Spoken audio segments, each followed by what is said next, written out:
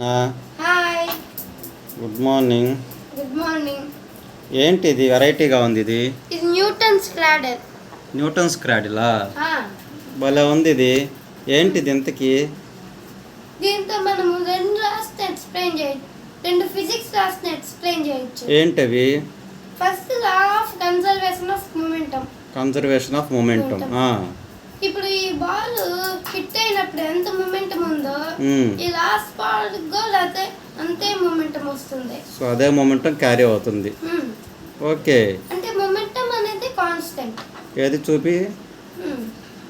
అవును, మరి రెండో లా ఏంటి? Law of conservation of energy.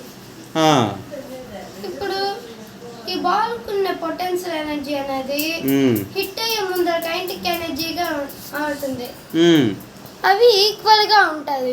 Okay, ఇక్కడ ఎనర్జీ కూడా కాన్స్టెంట్ గానే ఉంటుంది. కానీ ఇక్కడ చూడు, ఎనర్జీ కాసేపటికి